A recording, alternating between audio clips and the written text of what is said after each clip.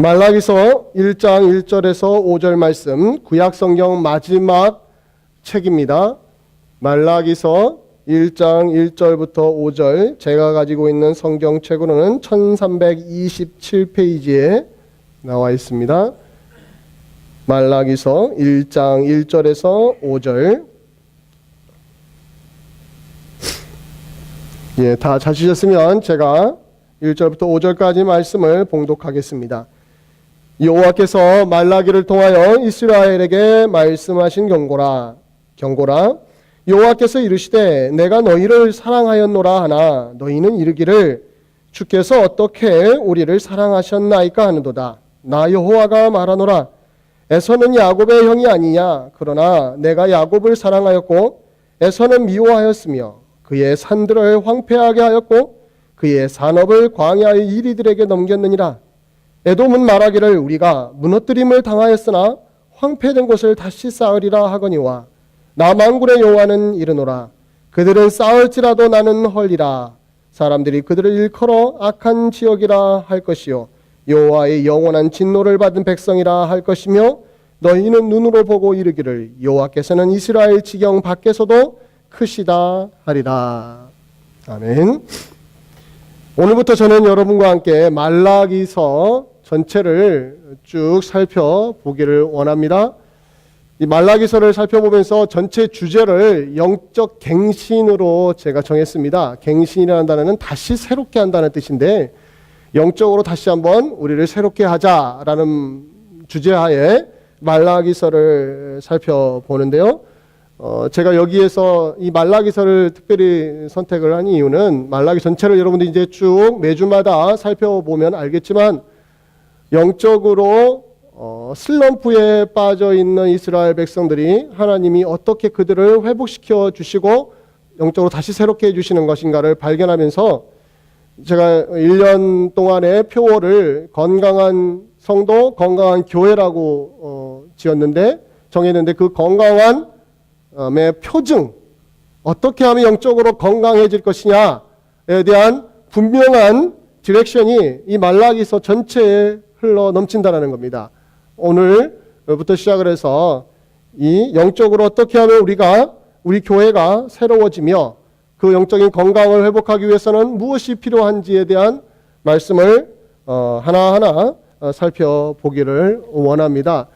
그에 앞서서 우리가 말라기서라 하면은 낯설기도 하고 구약 성경의 마지막 책이기도 하지만 이 말라기가 살고 있는 이 말라기는 사람 이름입니다. 말라기 하니까 이상한데 사람 이름이에요. 이 말라기 선지자가 살았던 시대를 우리 잠깐 이해할 필요가 있습니다. 마치 말라기가 살았던 시대는 우리나라로 따진다면 1945년도에 일제에서 해방이 되고 그 다음에 조금 뭔가 자유를 느낄 만할 때 6.25가 1950년에 생기면서 참으로 오랜 시간 동안 온 땅이 피폐화되었습니다. 그래서 다행히 공산주의로부터 방어하고 우리나라가 이제 또 자유로운 상태에서 새로운 꿈을 꾸기 시작했을 때의 상태와 똑같다는 거예요. 어찌 보면 다른 나라의 지배 아래에 있었다가 해방이 되었기 때문에 뭐 희망과 소망과 그 다음에 사람들이 어떤 폭발적인 그 즐거움과 환호성이 메아리 칠 것 같은데 그것도 잠깐입니다. 여러분들 그건 잠깐이에요. 현실은 금방 우리 눈에 들어옵니다. 자유를 빼앗기고 나니까 자유가 그리운 거죠. 자유를 또 얻고 나오잖아요. 그럼 현실이 눈에 들어오게 되어 있습니다. 이 말라기 시대가 그랬습니다. 말라기가 언제 시대 사람이냐면 에스라와 느헤미야와 같은 시대 사람인데 주전으로 따지면 5세기에 속해 있는 사람입니다. 이 당시에 이스라엘 백성들의 처지는 뭐였냐면 그야말로 그 바벨론이라는 엄청난 강대국의 지배 아래 있다가 하나님의 극적인 돌보심으로 말미암아 해방을 맞이하고 귀환을 했습니다. 이스라엘 땅으로. 귀환을 할 때 얼마나 기뻤겠어요. 자유를 누렸으니까. 이제 자유의 땅으로 들어오니까. 들어와서 자기 땅을 보니까 이건 뭐 괜히 왔다는 생각이 드는 거예요. 아무것도 되어 있는 게 없습니다. 황폐입니다. 그대로 황폐함. 현실은 황폐함이에요. 정치, 경제, 사회, 문화 모든 영역에서 완전히 다 무너져버린 시대에 자기들이 현실로 직면한 거예요. 바벨론이라는 거대한 나라에 속해 있을 때는 노예였지만 먹을 거, 그 다음 잠자는 거 이런 건 궁하지 않았었습니다. 근데 자유를 누리고 자유로운 상황이 되었지만 자기들이 경작을 해야 되고 자기들이 노예다가 모를 심어야 되고 그 다음에 음식을 자기들이 구해야 되니까 이 얼마나 힘든 일인지 삶이 그야말로 가난과 고통과 질병으로 얼룩져 있는 그 당시가 바로 말라기 시대였어요. 또 하나는 언제든지 바벨론이 다시 들어와서 이스라엘을 삼킬 것 같은 위협을 또한 계속해서 느끼고 있었던, 즉 온전한 자유도 아니고 현실적으로는 가난과 질병과 역경과 고난만 있는, 질병만 있고 어려움만 있는 현실, 그런 시대에 이스라엘 백성들이 하나님을 향하여 아우성을 치는 겁니다. 이스라엘 백성들이 겪고 있는 영적인 혼란과 낙심과 이건 충분히 우리가 이해할 수가 있습니다. 그런데 그것이 바로 그들의 실제적인 신앙생활 속에 깊이 영향을 주어서 그들이 하나님을 바라보는데 무척 힘든 일들이 벌어지는 거예요. 즉 정치, 경제, 사회, 문화라는 이스라엘 나라 전체가 다 무너진 현실이지만 더 큰 문제는 하나님과의 관계, 신앙의 문제가 더 심각했던 게 바로 말라기서가 기록된 이유였습니다. 말라기서 전체는요, 이스라엘 백성들이 자유를 누리고 어떻게 하면 경제적으로 풍성하며 정치적으로 더 자유로워지며 나라가 부강해질까, 여기에는 전혀 말라기서의 내용이 담겨 있지 않습니다. 말라기서는 오직 하나만 이야기합니다. 하나님과의 관계, 하나님과 이스라엘 백성들의 관계가 과연 어떠하냐. 즉 그 신앙의 문제가 이스라엘 사람들에게 있었는데 하나님 백성들이 어떻게 힘들어하고 어떤 부분에서 하나님께 반감, 환영이 아니라 반감을 가지고 있고 또 어떻게 하나님을 소홀히 대하는지가 이 말라기서에 잘 나타나 있다는 거예요. 그로 인해서 말라기서 전체를 읽어보시면 여러 가지의 부작용들이 있습니다. 하나님에 대해서 매우 실망함이 극도로 심해져 가지고 하나님께 예배하는 것을 매우 소홀히 여기기 시작했고, 하나님께 예배할 때 이 당시 말라기 시대는 구약 시대이기 때문에 제사에 필요한 제물을 가져와야 되는데 아무거나 가져오는 거예요. 병든 거, 썩은 거, 저는 짐승들 아무거나 가져와 버리는 거예요. 왜? 무슨 마음이겠어요? 하나님 싫어하는 거 뻔히 알면서도 하나님이 우리한테 이렇게 대접하니까 우리도 당신한테 이렇게 대접하겠다는 뜻이죠. 그 하나님 명령에 사사건건 시비를 걸기 시작합니다. 순종하지 않습니다. 그리고 하나님에 대한 공경과 경외 전혀 고려하지 않는 이스라엘 백성들의 모습이 오늘 말라기서에 나옵니다. 즉 제사장부터 시작해서 선지자, 그 다음에 이스라엘 백성들, 가난한 사람들, 모든 총체적으로 모든 사람들이 다 하나님을 향하여 경외와 그 다음에 하나님을 의지하고 하나님을 예배하며 하나님께 순전한 마음을 드리는 것보다는 거리가 완전히 먼 정반대의 모습만 말라기서에 나타나는 거예요. 그래서 하나님이 말하기를 너희들 빨리 회개해라. 빨리 나에게 돌아와라. 너희들의 문제는 정치, 경제, 사회, 문화가 아니다. 너희의 문제는 현실이 아니다. 너희의 문제는 나와의 관계가 회복되는 게 가장 중요하다. 여기에 말라기서가 기록이 된 이유였습니다. 오늘부터 그 실제적으로 어떤 식으로 이스라엘 백성들과 하나님 사이의 관계가 이렇게 충돌이 일어났는지를 살펴볼 텐데, 오늘 살펴볼 내용의 첫 번째 논제인 주제는 하나님의 사랑입니다. 하나님의 사랑을 놓고 하나님과 이스라엘 백성들 사이가 충돌이 일어났던 내용이 오늘 본문에 잘 나와 있습니다. 재밌죠? 여러분들, 하나님의 사랑을 놓고 충돌이 일어나요. 즉 하나님의 사랑을 가지고 이스라엘 백성들과 하나님 사이에 관점이 틀려버린 거예요. 그러니까 충돌이 일어나는 것이죠. 이 말은 하나님의 사랑을 기억하고 생각하는 이스라엘 백성들의 마음속에 뭔가 쓴뿌리가 가득했다는 거죠. 불만이 가득했어요. 그리고 하나님의 사랑에서 오해하고 곧이곧대로 못 듣는 모습들이 나타납니다. 그것이 2절에 나옵니다. 2절에 이렇게 시작을 하죠. 여호와께서 이르시되 내가 너희를 사랑하였노라. 이스라엘 백성들을 향하여 말합니다. 지금 이스라엘 백성들은 어떤 현실이에요? 가난과 질병과 역경과 고난입니다. 하나님의 은혜로 자유는 누렸지만 바벨론 포로에서 건짐을 받아서 자기 자유의 땅에 왔지만 현실은 녹록하지가 않았습니다. 그런 그들을 향하여 이렇게 말합니다. 하나님이 내가 너희를 사랑하였노라. 사랑했다라고, 사랑하였노라. 이 동사에 여러분 주의하셔야 됩니다. 그걸 보면 과거형 같은데 과거에만 사랑하신 어느 시점에서만 사랑하신 것이 아니라 과거부터 지금까지 현재 진행형으로 말한 거죠. 과거부터 지금까지 계속해서 현재 완료형 시제인데 계속해서 사랑해 왔다라는 거예요. 즉 하나님의 이스라엘 백성들을 향한 태도는 사랑이었다라는 거예요. 이렇게 말하니까 이스라엘 백성들이 뭐라고 대꾸합니까? 오늘 2절에 너희는 이르기를 주께서 어떻게 우리를 사랑하셨습니까? 태도가 어떻습니까? 삐딱하죠. 하나님이 내가 너희를 사랑했다니까. 이게 싹 이렇게 옆을 보면서 보통 삐딱하게 쳐다보면 그러잖아요. 못 믿겠다는 투죠. 회의적인 자세입니다. 우리를 사랑한다고요? 정말? 이거예요. 정말 하나님 우리 사랑해요? 이 뉘앙스 아시겠죠? 주께서 어떻게 우리를 사랑하셨습니까? 문장에는요, 이 문장에는 바로 그런 태도예요. 어떻게? 정말? 사랑한다고 하죠. 어떻게 사랑했습니까? 이것은 여러분 충분히 이해할 수가 있습니다. 부모와 자식 간에 여러분들 가끔씩 이런 논쟁들 있지 않습니까? 여러분들 자녀를 키우시니까 아시겠지만 부모가 자식을 사랑하는 거 당연한 거 아니겠습니까? 자, 자식을 사랑하지 않는 부모 있습니까? 없습니다. 다 부모는 자식을 사랑합니다.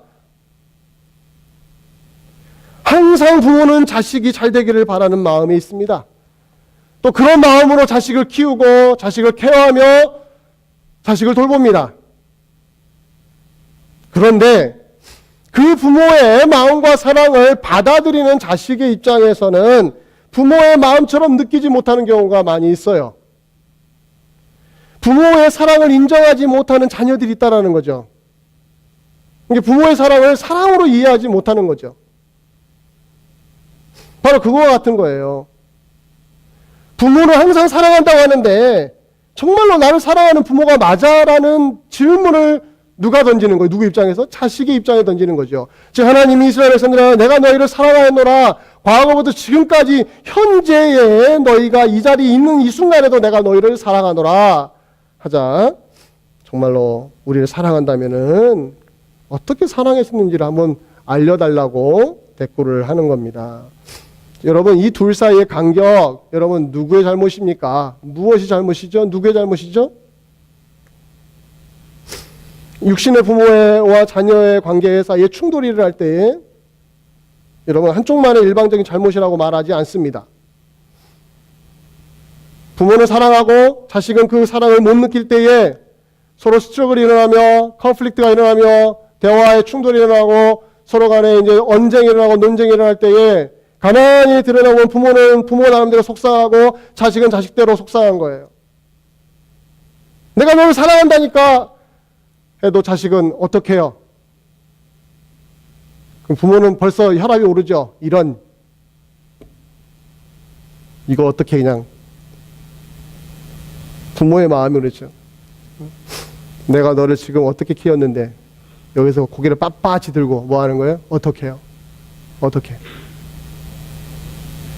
그 다음부터 대화가 안 되는 거예요. 이제 혈압이 오르면서 이제 대화가 안 되기 시작하는 거죠. 그러나 가만히 여러분 객관적으로 보십시오. 부모와 자식 간의 충돌이 일어났을 때 부모는 무조건 옳고 자식은 무조건 틀린 겁니까? 저는 그렇게 생각합니다. 개인적으로는. 그러나 객관적으로 보면 부모의 사랑에도 틀릴 수가 있습니다. 자식도 마찬가지예요. 자식이 무조건 틀렸느냐? 아닐 수도 있어요. 부모의 사랑하는 방식과 자식이 그 사랑을 받아들이는 방식 사이에 뭔가 차이가 있었기 때문에 어느 한쪽이 다 옳고 한쪽이 틀리다라고 말을 할 수는 없습니다. 부모가 아무리 자식을 사랑해도 그 진심은 똑같아도 상황과 환경과 개인적인 성향 때문에 자식을 사랑하는 방식이 틀려질 수가 있어요. 자식도 불완전하고 미숙하기 때문에 부모의 사랑을 받아들이지만 제대로 이해하지 못하고 오해하고 삐뚤어지게 생각하는 경향이 있습니다. 둘 다 틀릴 수 있습니다. 부모와 자식 간의 사랑이 논쟁이 일어나면. 그러나 하나님과 이스라엘 백성들 사이에 이런 사랑을 놓고 논쟁이 일어나면 어떤 일이, 누구 잘못이에요? 여러분들 이 부분에서 클리어하셔야 돼요.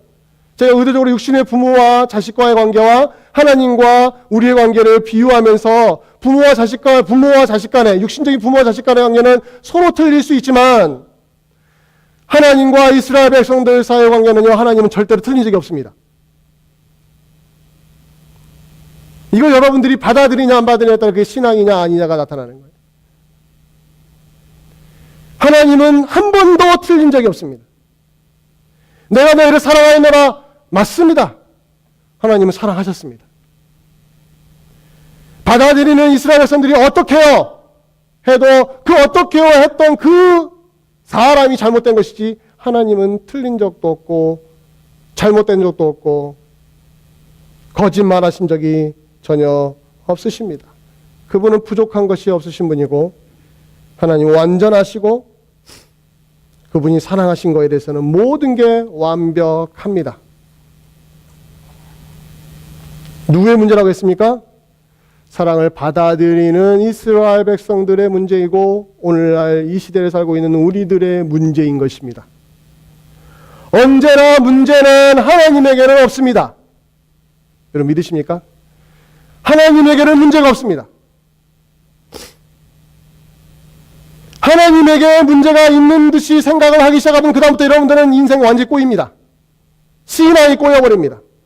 해결을 볼 수가 없습니다. 신구약 성경에 66권에 하나님과 자기 백성들 사이에 충돌이 일어나고 싸움이 일어나고 의견 충돌이 일어나고 뭔가 수적이 있을 때는 항상 어디에 문제가 있었냐면 백성들이 하나님을 당신이 틀렸습니다 했을 때 그렇습니다. 말라기서도 마찬가지. 내가 너희를 사랑하노라. 어떻게 해요? 당신이 틀렸는데. 그러나 하나님은 나는 너희에게 틀린 게 말해본 적이 없다는 거예요. 나는 항상 옳다는 거. 그럼에도 불구하고 왜 이스라엘 백성들이 이렇게 아우성을 치느냐? 하나님은 한 번도 우리를 사랑 안 해보신 적이 없고 하나님은 언제나 우리를 사랑으로 대하시는데 왜 이스라엘 백성들은 왜 그렇게 그것을 제대로 믿지 못하고 반항하며 시비를 거는 것이냐? 저는 세 가지로 여러분들 이유를 말씀을 드릴게요. 첫 번째는 사랑의 방식 때문에 그렇습니다. 사랑의 방식. 사랑의 방식이라는 것은 뭐냐면 사랑하는 방법의 문제인 것이죠. 방법. 사랑을 한다는 건 맞습니다. 그러나 그걸 어떻게 하라는 것은 방법이에요. 어떻게 우리를 사랑하냐고 묻는 것은 하나님 우리를 사랑하는 방식이 마음에 들지 않다는 것이죠. 누구의 입장에서? 이스라엘 백성의 입장에서. 지금 무슨 말이냐면 이스라엘 백성들은 우리들이 원하는 방식으로 당신이 우리를 사랑해 주셔야지 하나님이 원하시는 방식으로 사랑해 주는 건 달갑지 않다는 거예요. 여러분 자식을 키우실 때 아시잖아요. 부모들이 다 경험합니다. 부모마다 사랑의 방식이 있습니다. 또한 자식 입장에서도 자식마다 원하는 방식이 있습니다. 부모에게. 그래서 충돌이 일어나는 거 아니겠어요? 그러면 자녀의 입장에서는 부모의 사랑을 의심하게 됩니다. 언제까지요? 내 사랑의 방식을 원할 때까지는 원하는 순간 그것이 계속 고집되어 있는 순간에는 뭐예요? 하나님의 사랑을 부모의 사랑을 오해하게 되어 있다라는 거예요. 즉 사랑의 방식을 누구 편에다가 두느냐? 이스라엘 백성들의 사랑의 방식을 고집하면 하나님은 틀린 겁니다. 그러나 하나님은 내가 너희를 사랑하는 방식이 옳다라고 오늘 본문에서 이야기를 해주고 있는 거죠. 두 번째, 왜 이스라엘 백성들이 그렇게도 하나님 사랑에 어떻게 사랑하셨냐고 반문을 하냐면 사랑의 증거로 확인하기 때문인 거예요. 사랑의 증거로. 즉 사랑의 증거가 뭐냐고 증거를 보여달라는 거예요. 말로만 하지 마시고 우리를 자꾸 사랑하는데 뭐가 있냐는 거예요. 증거를 보니까 불확실하고 만족스럽지 못한 것이죠. 하나님 우리 사랑하신다고 다 거짓말 같아요. 증거를 대보시라고 하는 겁니다. 여러분 사랑의 증거를 대본다는 거 여러분들 매우 주관적인 거 아시죠? 사람마다 사랑의 증거를 표현하는 것과 받아내는 것이 되게 다릅니다. 여러분, 조그만 선물을 받아도요, 이야, 고맙다 하고 가슴으로 받아들인 사람이 있는 반면에 큰 선물과 귀중한 보석을 받아야만 부모가 나를 사랑하는구나 라고 받아들이는 자식도 있습니다. 연인관계도 마찬가지죠. 좋은 물건을만 원하는 것으로 사랑을 확인하는 연인이 있고, 아주 자그마한 거 길거리에 있는 1,000원짜리 하나도 사가지고 주면 와 좋다 이렇게 받아들이는 연인도 있다는 거죠. 특별히 부모의 경제적인 능력에 따라 자식이 부모에게 기대하는 게 다릅니다.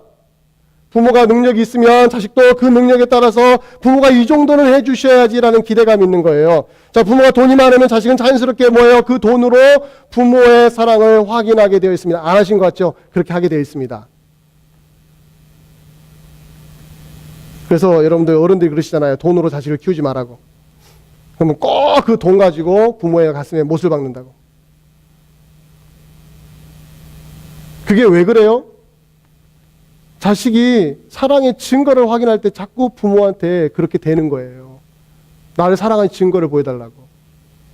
하나님께도 똑같습니다. 하나님 어떤 분이시죠? 여러분들, 하나님은 전지하시고 전능하신 분입니다. 하나님은 못 고치는 병이 없습니다. 38년 된 병자로 그냥 이렇게 세우십니다. 죽은 자, 죽어있던 사람들 그냥 살리십니다. 온 우주를 말씀으로 창조하셨습니다. 말씀 한마디에 뭐예요? 빛이 있으나이까 빛이 있었습니다. 이런 창세기 1장만 보십시오. 6일 동안 무슨 일이 있었는가? 어마어마한 일이 있었습니다. 복음서를 보십시오. 예수님이 하나님의 능력으로 어떤 일을 행하셨는가? 오병이어를 일으키셨습니다. 바다 위를 걸으셨습니다.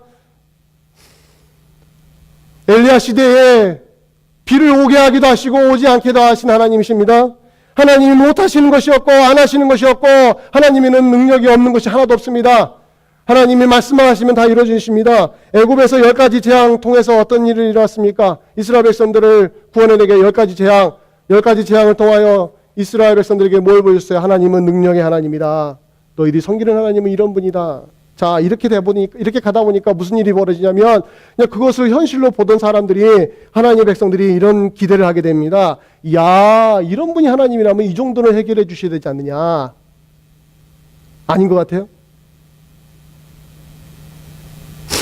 이 정도는 해결해 주셔야 하나님이 하나님이지.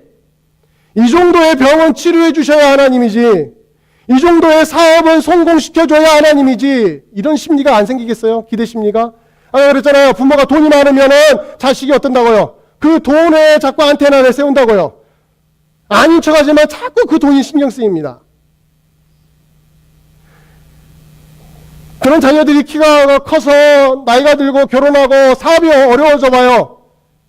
사업이 어려워지면 어디로 가서 손을 뻗습니까? 부모에게 가서 손을 뻗는 거예요. 아버지, 어머니 돈 가지고 있으면 뭐 하시게요? 내가 이렇게 힘들어 죽겠는데 돈을 빨리 나한테 주셔야지. 빨리 저당 갚을사라도 빨리 주셔야지. 그럼 부모가 뭐라 그래요? 아이고, 맞다. 내가 이 돈 모아서 뭐 하게. 자, 그걸 그대로 하나님과 우리 관계로 한번 가져보세요. 하나님 어떤 분이셨어요? 못 고치신 병이 없는 분이에요? 바다 위를 걸으시는 분이에요? 온 우주를 만드신 분이에요? 하나님이 못하신 게 어디 있습니까? 따라서 우리가 말합니다. 하나님, 내가 죽을 것 같은데 내가 하나님의 사랑을 받은 하나님의 자식인데 내가 왜 이런 처지에 있어야 됩니까? 여러분, 아우스 안 치시겠어요? 쳐보셔야 돼요.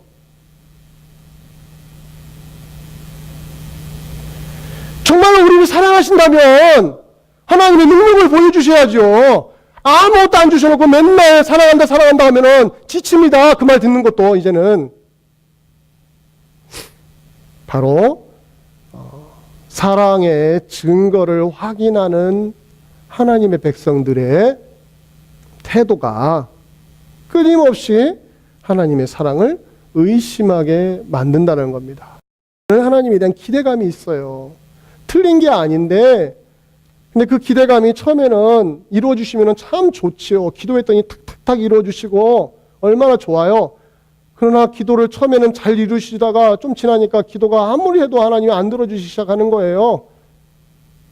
그때부터 신자들이 지쳐가기 시작합니다. 아이고, 교회 나와도 별거 없고 기도해도 별거 없고 말씀 들으면 하나님은 뭐 굉장히 위대하신 것 같은데 내 생활 속에서는 아무런 능력도 없는 하나님, 뭐 이런 분 섬겨서 뭐 하겠나. 5년차, 10년차 되면 이제 시들시들해지기 시작합니다. 기도도 대충 하게 되고, 그냥 주일에 한번 나와서 하나님 나왔습니다. 도장 찍어주고, 그리고 교회 밖에 나가면 싹 잊어버리는 거예요. 하나님에 대해서. 그러면 이제 성경을 통해서 또 어디서 어떤 메시지 들립니다. 하나님 당신을 사랑합니다. 돌아오라. 나한테 해주신 것이 있어야 돌아오죠. 이 정도로 만족하세요, 하나님. 만약 나에게 더 많은 사랑을 받기를 원하신다면 하나님이 나에게 더 많은 걸 주셔야겠습니다. 여러분 이런 딜 안 해봐요? 하나님의 사랑을 무엇으로 확인하느냐? 증거로 확인하는 이상은 이 틀에서 못 벗어납니다. 세 번째, 왜 이스라엘 백성들이 어떻게 우리를 사랑하셨습니까? 라고 말고 대들었느냐? 세 번째 이유는 악인의 형통 때문에 그렇습니다. 악인의 형통. 즉 하나님 우리를 사랑하시면 적어도 악인들보다는 더 잘 살도록 해주셔야지, 악인은 불통이 되고, 불통 아시죠? 형통의 반대말. 불통이 되게 하시고 의인은 형통으로 인도해 주셔야지 왜 의인이 불통이고 악인이 형통이냐는 거예요. 이거 여러분 눈을 살짝만 돌려보십시오. 예수 안 믿는 사람 얼마나 잘 됩니까? 사업을 해도 예수 믿고 사업을 하면 형통으로 가고, 예수 안 믿고 사업하면 쫄딱 망하게 해주셔야 하나님이 살아계신 것이지. 제가 너무 유치하고 단순하나요? 아니에요. 기독교회사 2000년 동안의 이 고민은 모든 교회 성도들이 했습니다.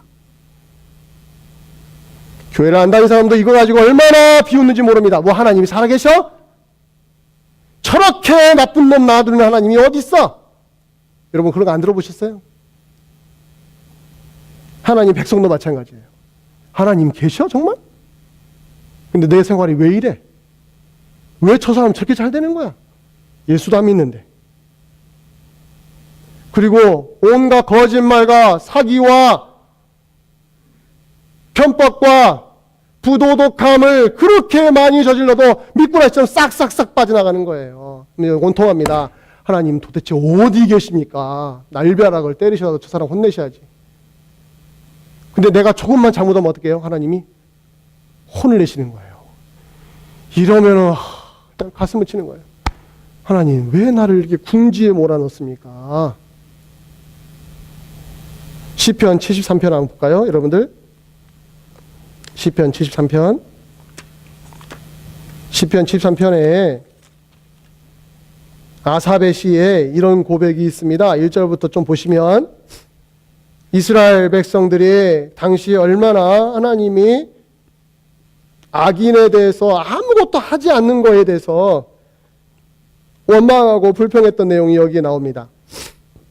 13편 1절부터 보시면 하나님이 참으로 이스라엘 중 마음이 정결한 자에게 선을 행하시나, 여기까지 좋아요.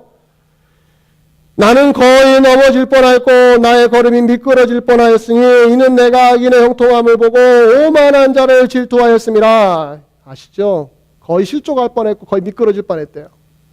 왜? 악인의 형통함 때문이에요. 그들은 누굽니까? 악인들은 죽을 때에도 고통이 없고 그 힘이 강건하며 사람들이 당하는 고난이 그들에게는 없고 사람들이 당하는 재앙도 그들에게는 없고 오히려 그러므로 그들이 교만이 그들의 목걸이요 강포가 그들의 옷이며 살찜으로 그들의 눈이 솟아나며 그들의 소득은 마음의 소원보다 많으며 그들의 농욕하며 악하게 말하며 높은 데서 거만하게 말하며 그들의 입은 하늘에 두고 그들의 혀는 땅에 두루 다니는도다. 근데 뭐예요? 하나님은 어디 계시냐는 거예요. 하나님은 여러분들이 신앙생활 할 때 가장 힘들 때가 그때 아닌가요? 남과 비교할 때.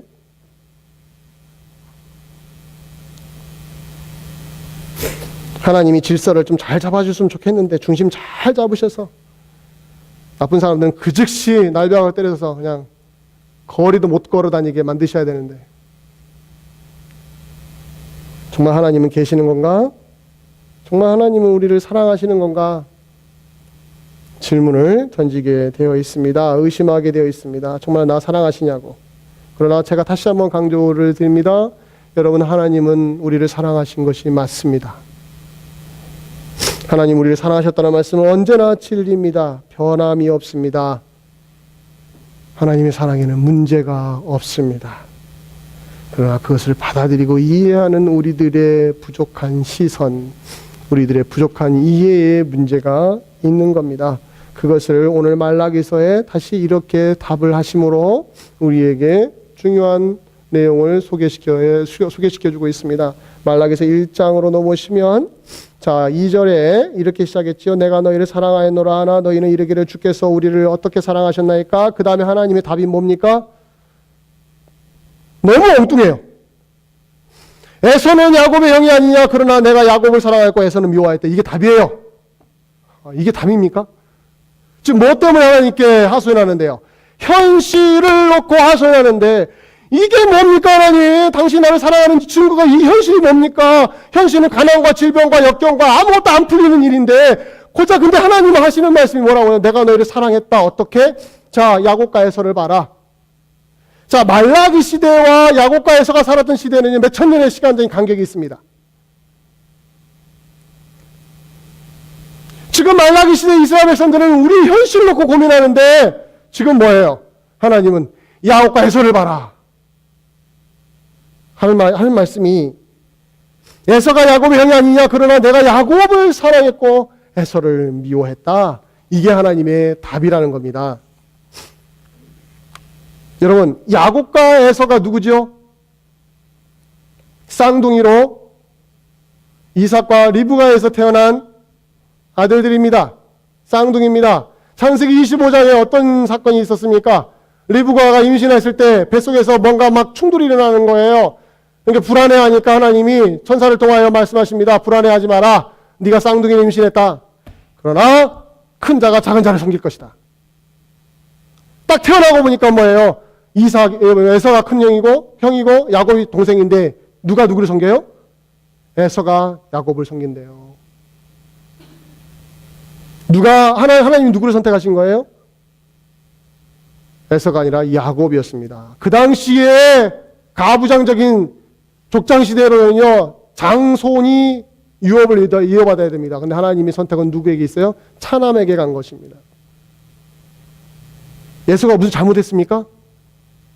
에서 잘못한 게 아무것도 없어요. 뱃속에 있었어요. 태어나서 보니까 에서가 잘못했습니까? 야곱이 잘못했습니까? 에서도 물론 잘못했지만 야곱도 참 잘못 많이 했잖아요. 근데 하나님이 누구를 사랑해요? 야곱을 사랑하고 에서는 미워했다고 하십니다. 이게 바로 하나님이 이스라엘 백성들을 사랑하시는 방식이래요. 이것을 로마서 9장에서 이렇게 말합니다. 로마서 9장으로 잠깐 가볼까요? 로마서 9장을 이 사건이 어떻게 표현해주고 있는가? 로마서 9장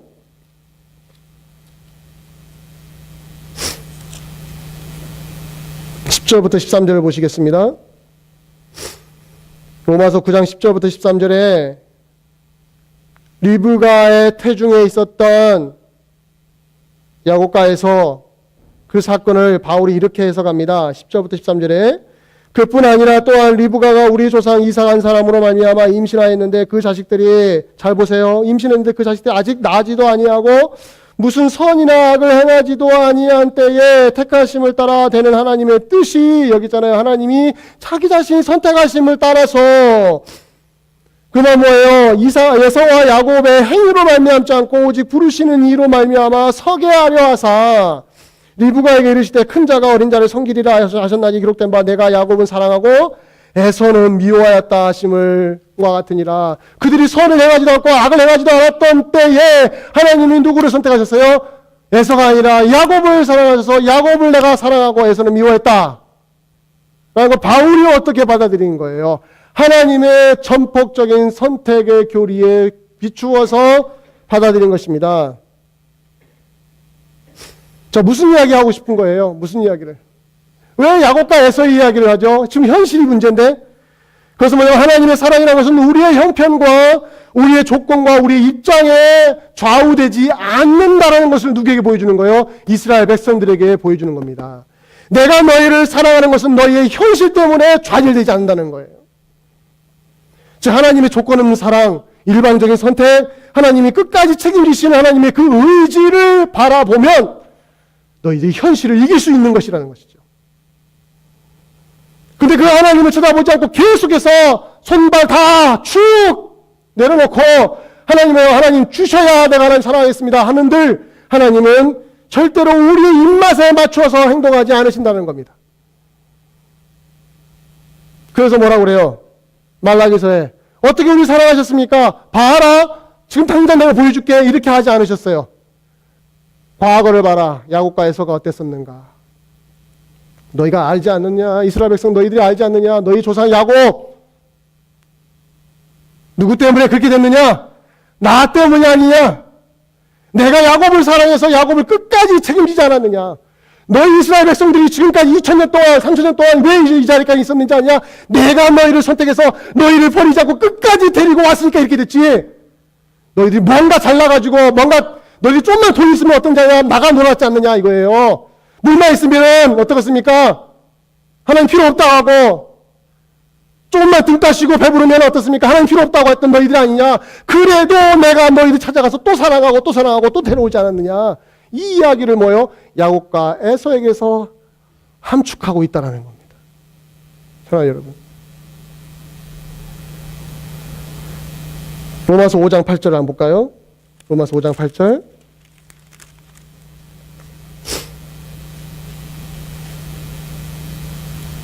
로마서 5장 8절에 이런 말씀이 있습니다. 우리가 아직 죄인 되었을 때 그리스도께서 우리를 위하여 죽으심으로 하나님께서 우리에 대한 자기의 사랑을 확증하셨느니라. 자, 하나님이 우리를 향한 사랑을 어떻게 확증하셨어요? 우리가 죄인 되었을 때 그리스도께서 우리를 죄를 위하여 대신 죽으셨습니다로 확증하셨대요. 이게 바로 하나님의 사랑을 확인하는 모든 그리스도인들의 뭐예요? 원천입니다. 원천.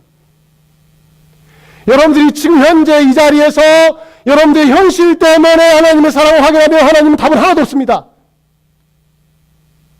그러나 여러분들이 어떤 현실이든 간에 어떤 처지든 간에 어떤 입장이든 간에 하나님의 사랑을 우리가 죄인 되었을 때 나를 위하여 십자가에 죽으신 예수 그리스도에게서 찾으시면 여러분은 힘을 낼 수 있고 살아날 수가 있습니다. 그때 살아나셔야 여러분들한테 돈을 주셔도 하나님이 주셔도 잘 쓸 수 있고 건강을 주셔도 주를 위하여 쓸 수 있으며, 그러나 여러분들이 이 진리 안에 서 있지 못하면 돈을 준들 어디다 쓰겠습니까? 건강을 준들 어디다 쓰겠습니까? 우리가 죄인 되었을 때에 그리스도께서 우리 죄를 위하여 죽으셨다고 했습니다. 보세요. 우리가 하나님께 잘했을 때가 아니라 우리가 죄인 되었을 때, 하나님을 미워하고 하나님 싫어하고 하나님 대적하고 하나님 없다고 없이 살았던 그때에 하나님이 예수 그리스도를 십자가에 죽게 하심으로 나를 건져 주셨어요. 그것을 아는 자들이 누굽니까? 거듭난 저와 여러분들 예수 믿는 사람 아닙니까? 그걸 아는 우리들이 하나님 사랑을 어디서 확인하겠습니까? 바로 여기에서 확인하는 거예요. 그리스도께서 언제 나를 위하여 십자가에 죽으셨지? 이것만 확인하시면, 사랑하는 여러분, 적어도 말라기 시대처럼 하나님 나 어떻게 사랑하셨어라는 참으로 배은망덕한 말은 하지 않습니다. 신구약 성경은 언제나 하나님의 사랑을 예수 그리스도 안에서 우리에게 확인시키십니다. 여러분들의 조건과 환경과 물질과 부귀영화에 초점을 맞춰서 하나님 우리를 사랑하신다고 한 번도 해본 적이 없습니다. 우리의 육신적인 건강과 평안과 가정의 화목과 사회의 안정과 의인들이 쓰고 악인들이 멸망하는 방식으로 하나님의 대심을 표현해 보신 적이 없습니다. 하나님의 사랑은 언제나 예수 그리스도 안에서 우리에게 사랑을 보여주셨습니다. 그러니까 죄인들이 뭐예요? 기회를 얻어서 용서받는 거 아니겠습니까? 여러분과 제가 아무리 힘쓰고 애쓴들 하나님 마음에 한 번도 합해본 적이 있습니까? 그래도 우리가 어떻게 이렇게 살아남아요? 하나님의 그리스도 예수 안에서의 사랑 때문이 아니겠습니까? 그것이 있으니까 참으로 내 마음대로 살았다가 돌아와도 아이고 내 새끼하고 받아주시지요. 하나님이. 제가 하나님이었으면 아마 분통 터졌을 거예요. 여러분 안 그러실 것 같아요? 어떻게 저런 철면피 얼굴 가지고 하나님 나 잘못했습니다 하고 돌아옵니까? 난 미안해서도 안 돌아오겠다 이렇게 말하잖아요. 그래도 하나님 앞에 돌아와서 하나님 나 잘못했어요. 나 죽이십시오. 한다고 하나님이 죽이십니까? 안 그러시더라고요. 다시 기회를 주시고 내가 너를 사랑할 때에 너는 죄인이었어. 내 아들을 십자가에 못 박을 때 너는 죄인이었었어. 그것만 잊지 마. 이 이야기를 우리에게 해주고 있습니다. 따라서 여러분들 어떻습니까? 하나님의 답이 시원하십니까? 아마 시원하지 않으실 겁니다. 그래도 우리는 현실이 중요하니까. 그래도 이 현실을 잘 해주시면 그게 하나님의 사랑이고, 과거의 부귀영화, 과거에 힘들었던 거 다 필요 없고, 미래에 하나님 어떻게 해줄까 그것도 필요 없고, 천국 필요 없고, 이 현실에서 어떻게 하면 무병장수하게 해주느냐, 내가 하나님 앞에 어떻게 하면 하나님 나 무병장수 시켜주실 건가요? 마음을 간다면 여러분들 답은 없습니다. 현실에서 하나님의 사랑을 확인하지 마시기를 바랍니다. 그래서 성경에 어떤 단어가 나옵니까? 믿음이라는 단어가 나옵니다. 현실만 가지고 신앙생활하는 사람에게는 믿음이라는 단어가 필요 없습니다. 그러나 천국을 소망하고 예수 그리스도의 은혜를 생각하는 사람은 믿음을 가지고 살아가는 사람들입니다.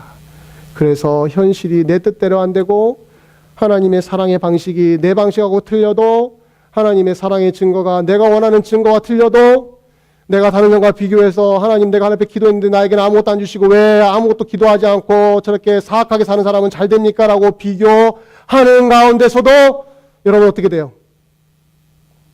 주님밖에 없습니다. 주님 믿고 가겠습니다. 절대로 실족하지 않겠습니다. 내가 믿음 위에 쓰겠습니다. 한번 그래 보십시오. 하나님이 여러분 인생을 어떻게 책임지시는가. 그 꿈이 우리에게 있는 겁니다. 이 살아계신 하나님의 역사가 지금도 계속되고 있습니다. 여러분들 현실에 굴복하지 마시고 현실을 극복하시기를 바랍니다. 말라기 시대와 같은 시대는 언제나 반복되고 있습니다. 민족적으로 반복되기도 하고 어떤 사회에 반복되기도 하고 개인에게 반복되기도 합니다. 그러나 하나님이 사랑하시는 방식은 뭐예요? 똑같습니다. 여러분들이 그것을 꼭 기억하시고 하나님이 여러분들을 현실 속에서 절대로 무너지지 않고 주님의 은혜에 붙들린 사람으로 여러분을 이끌어 가심을 꼭 믿으며 오늘 하루도 이번 일주일도 주님의 사랑을 확인하시는 가운데 믿음에 서 있는 주의 백성들 되시길 주의 이름으로 간절히 축원드립니다. 기도하겠습니다.